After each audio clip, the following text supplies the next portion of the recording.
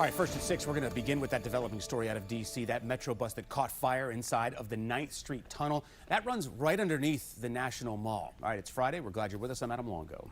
And I'm Adriana Hopkins. So thick black smoke could be seen billowing. Look at this from several cameras across the city, across the D.C. skyline for hours last night. The tunnel is still closed this morning as crews are working to clear that scene. Yeah, 7 News has team coverage for you this morning on what this means for your morning commute. We're going to check in with traffic expert Danielle Deverell in just a moment, but first straight out live to Liana Golden. Liana, how are things looking right now? When we were with you just the past half hour, they were starting to clean things up there.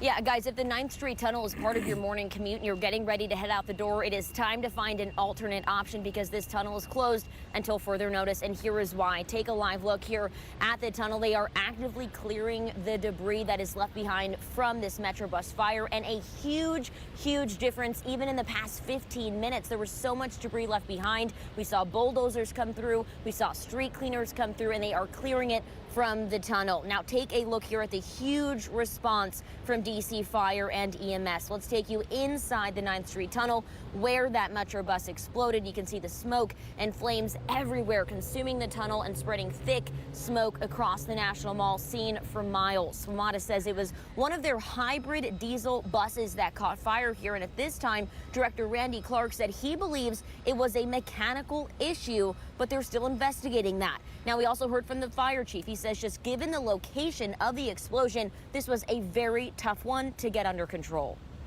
The complicating factor here is you're in the tunnel. The tunnel's very long. It's about 1,200 feet long, I believe.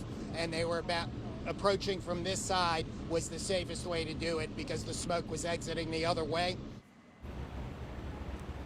Now, most importantly here, you guys, no one was hurt in this fire. There were no riders on board that bus, just the driver, and we were told they got out just fine. Now, we're also told that 20 cars were here on the tunnel inside when this happened. Take another live look here as they continue to clear the road. 20 cars were here on the tunnel when it happened. We're told they were all escaping their cars, leaving them behind to get out of the tunnel when that fire broke out. Now, as for the bus that caught fire here, WMATA says there are 32 of these kinds of buses all across the district. They're hybrid diesel buses. The director says they are taking all 32 of those off DC streets this morning. They are pulling them from that commute to perform tests, to do inspections, to make sure whatever happened here is not going to happen again. So right now, 9th Street Tunnel still closed. If that is part of your commute this morning, try to find another option because this is not opening as of yet. Of course, we'll continue to keep you updated, and we'll see you again at 6:30. But for now, reporting live, I'm Liana Golden. Back to you. So, Liana, as you pointed out, I mean, it looks a lot better there than it did just 30 minutes ago. All that debris cleared up. So do we know at this point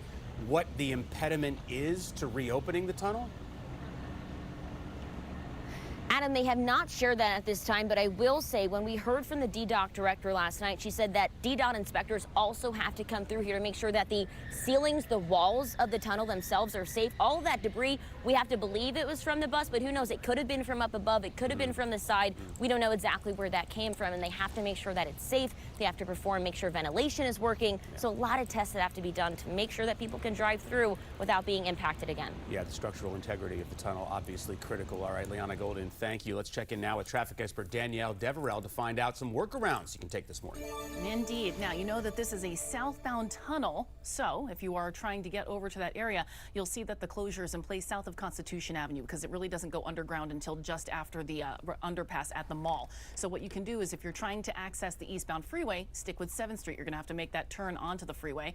And if you're trying to use 12th Street to access Maine Avenue, that's a good idea. And if you want to get to the outbound 14th Street bridge to the west end of the freeway, stick with the outbound 14th Street area so that you can get into that southbound lane to get to the bridge. We're also dealing with a couple of other issues this morning. Suitland Parkway, we've got a multi-vehicle crash reported in Southeast. That inbound ride is going to take about 10 minutes right now. We have reports of multiple vehicles. I've heard 5 inbound involved at the Firth Sterling Avenue Southeast area. Eileen, how are we looking weather-wise today? Well,